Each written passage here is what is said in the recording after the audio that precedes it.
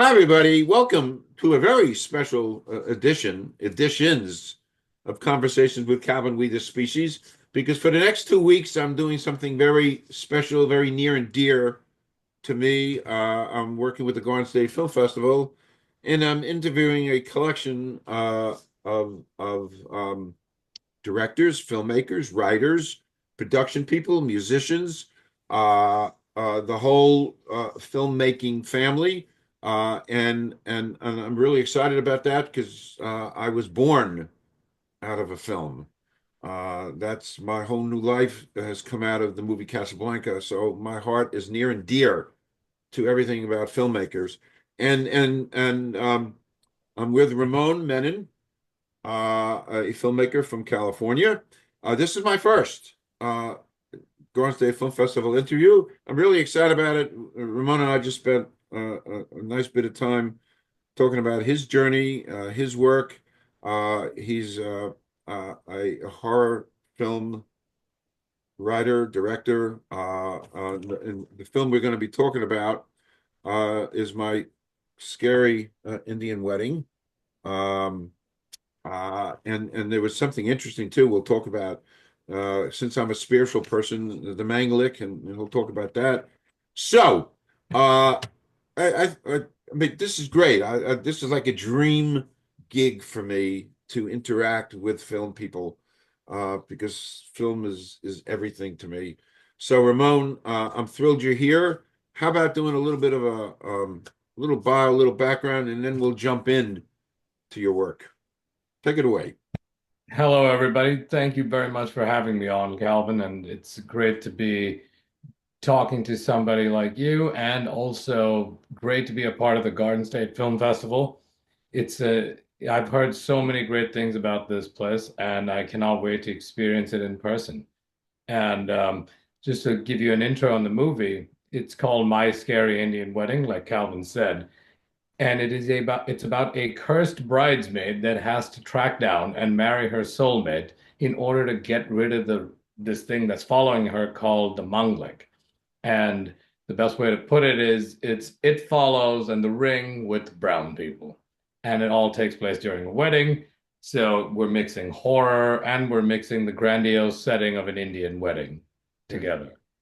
Quick question, off topic, real fast. The Manglik, is that your creation or does that exist in So in Hindu mythology, there is a fact that, according to the mythology at least, that says a person who's born under the influence of Mars astrologically, they are born with this thing called a Mangal dosha, which is, and they're referred to as a Manglik because apparently those who are born with the Mangal dosha are capable of, I mean, not capable, they're cursed with this idea that their future husband or spouse's family could be cursed and also possibly even lead to early death of the spouse. So it's like a social stigma in India. So like Wow. literally when people are getting married too, they will check the horoscopes. And when they check the horoscopes, if somebody's considered a monk, sometimes, certain families and people kind of don't let them get Wow. married to that person. But there is a way to get rid of the curse. Do you Something inanimate or like an animal, either tree, cow, you pass off the curse and then you get married. That's like the so-called workaround. So to me, I'd heard about this when I was a kid, and it struck me as a very horrific kind of like tradition and just a horrific kind of belief. So when I wanted to make a movie about Indian mythology, I thought I want to take this idea of a Manglik and actually personify it as a demon. And you have this demon basically following this cursed woman because she's born under the influence of Mars and until she can marry her soulmate and get rid of the curse. okay. So So that it's a was your ticking time inspiration. bomb. Okay. Sorry?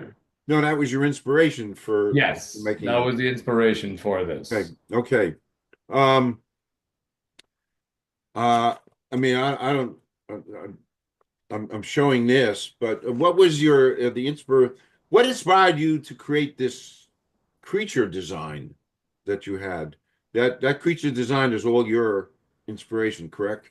Sure, yes, because I'm a big fan of movies like The Ring, and I'm also a big fan of manga. And there's this artist named Junji Ito, who's very famous. I just always liked that the long-haired demon, and I felt like in India we have a lot of this. We have that in our mythology, and it's not used enough. There's so much, it's such a rich mythology. And I felt even when it comes to horror, there are a lot of scary stories over there that are not explored enough. So I thought I'm going to mix that, the whole Japanese tradition of the demon, the long-haired demon, with the Indian mythology and create the look of this. It's very simple and it gives you the feeling of the uncanny. Mm. So, like there's an essay that Freud wrote that said the uncanny is this thing where you just feel that it's real, but there's just something slightly off, and that's what makes it even scarier. So to me, that is scarier than a giant Godzilla monster. So that's the reason I came up with this design, and still it looks human, but it's still there's something kind of off. It could be a demon, but it could also just be a Yeah. psychopath standing outside the window as well. Fascinating. You know, I'm a moderate fan of horror, and I look back, and it probably never left me. Before your time, William Peter Blatty wrote The Exorcist, and I remember I was married to my first wife at the time. We went down to the Bahamas on vacation, and I took that book, and it was before the movie came out, and Yeah. it just the book just haunted me. And then the movie came out, and and there was a demon, in the movie that you saw little blips and blurbs of, and to this day, decades later, every once in a while, that image, imagery, it kind of scares the hell out of me. So Oh, anyway, the movie, again, I'm not an expert, but the movie has an interesting structure for a short film. It's a short film. So why did you choose to do it that way?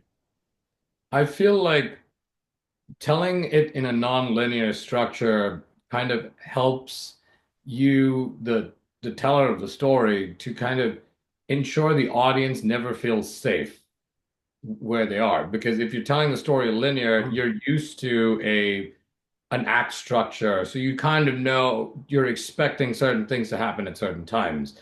Whereas if you invert that, and they've been doing it from the age-old times of like the film noirs in books, they've been doing it. White Sargasso Sea does it. Citizen Kane did it.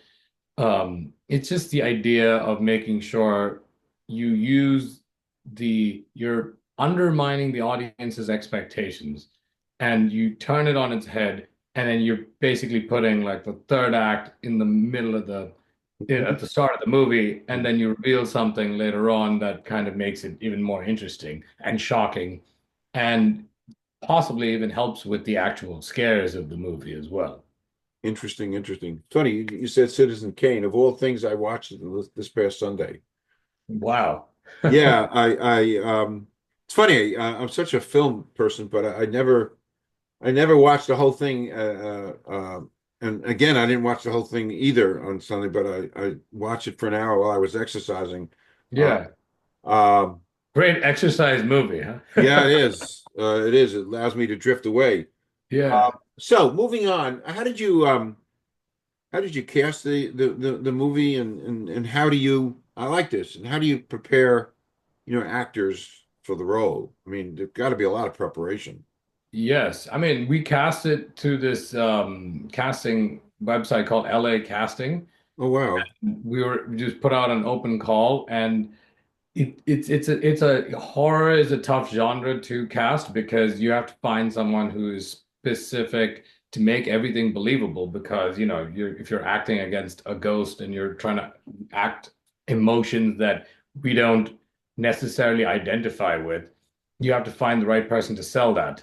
So it took a while before we found our lead actress, Misha Malani, and immediately with her audition tape, we knew straight up that she's the right person. She had the right amount of empathy. she had the right amount of the way of selling that she is actually scared by this invisible entity. And also she could bring like a toughness to her as well. That balance is what we needed for the role. So we cast her that way. And it took a while casting the guy who played Vikram. I went through the usual, went through the usual channels, but I ended up casting one of my really good friends, Patrick Rutnam, who is outstanding. The reason I never went to him at the start was because, you never know when you're casting your own friends, are you judging them the right way Right. just because you know them on a personal basis? So that was the reason I was hesitant to cast him at first, but because he's a fantastic actor. But eventually I gave in and said, you know what? I'm screwing myself if I don't cast him in this. So it was great. And he was fantastic. First time I've worked with him on that basis as well. So I recommend a lot of people to cast him because he grounds the movie. His Uh-huh. character grounds it and makes it very realistic in this very heightened sense of what else is going on. And he's the guy who doesn't see it happening, and yet he has to bring the reality to it. Okay. Okay. And then Lexa Gluck, who plays Mila, less said the better about her character because I don't know, no spoilers and stuff, but she was also amazing. She has to play three different layers. She essentially is playing two characters at some point. And, again, less said the better, but she's an amazing actress and she's doing a lot of great stuff right now. She actually just had a movie called All Us Animals that's going to be out soon. So another amazing, fantastic person to work with and very supportive. And I highly encourage people to check her work out as well. And in order to prepare, because Misha was living in New York, we had to do a Zoom thing like this, and we had rehearsals over Zoom, Oh, which cool. I thought was never going to work. Because I thought, like, how the hell do you rehearse over Zoom? I'm like I'm a traditionalist that way. Like, I need to see the people in front of me in Right. order to rehearse them. But it worked out. Like, we actually figured out blocking and everything just over Zoom, and we were able to prepare. So when Misha flew into LA to shoot the movie, she was ready, and so was Patrick, and so was Lexa. And I felt like it was a learning process for me but it also shows the power of technology of like, Right. wow, we can actually do this if you actually open up your mind to it. Correct. The summer, you reminded me of something I hadn't thought about in 4 years. The summer of COVID, I was involved with some actors and actresses and somehow I don't remember how I got involved, but anyway, three people were putting on a play. Hmm. And obviously, there was no live play, so they put the play on.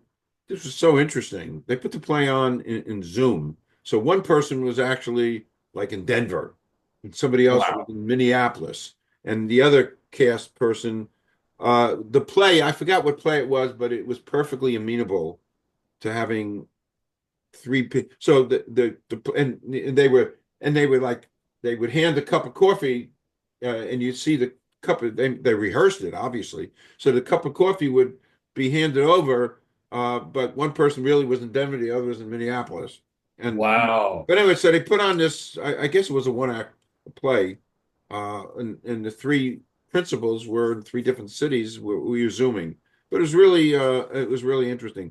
That's Anyway, that's amazing. I mean, that's giving me an idea already. there you go. My pleasure. Yeah, thank you My for that. pleasure. Um, did you have any other difficulties in um, making my scary Oh, wedding? Other difficulties? well, it comes from like you with horror movies as with any movies, but because my experience goes to this genre, I feel like getting each crew member to it's like a play, like we were just talking about. Every crew member when we're filming has to be on top of their game in order to get the shot. That's my belief. And I feel like horror is definitely a genre that needs it. The lighting has to be going at the right way. The production design has to work. The acting has to play into that. The sound guy has to capture the sound in ways that were, that actually going to sell the whole thing because you're crafting scares, you're crafting suspense, and I feel like all of that needs to be working at the same time at the exact same moment, and then you have the shot. And that's something I've learned every time because sometimes you're like, oh, well, the performance is fine, why don't we move on? But I have to also take into account, hey, does that window in the back look correct? Is there too much reflections, or did we not get that light flicker going at the right way? Is the monster's teeth falling off at the right time? So it's those kind of things that you all have to take into consideration. I think in some ways it's tougher than filming a drama, which has its own trials and tribulations as well. You were working with a multi-ethnic crew, and Yes. were there any problems, only because it's a multi-ethnic crew, in dealing with an Indian themed uh, film? Yeah, I mean, as with anything, right? It's like if you're trying to make a period piece set in the Victorian era, you have to learn about that era, no matter what. And it felt like when you do a specific ethnic piece, whatever it is, you have to learn about that culture in order to make sure like your work as either production designer, as the costumer, all fits in and makes it realistic. So in that sense, it was actually a challenge in a good way to get our usual crew members who are all, like they all come from different backgrounds to understand the Indian culture because the easiest thing would have been is just hire like a whole bunch of Indian people and make them do it. But I felt like it might be more interesting to get voices from other cultures to interpret the Indian culture. And because you could get something fresh and interesting from that.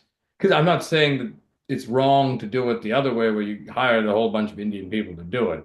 But I just feel like this could lead to something that could be interesting as well.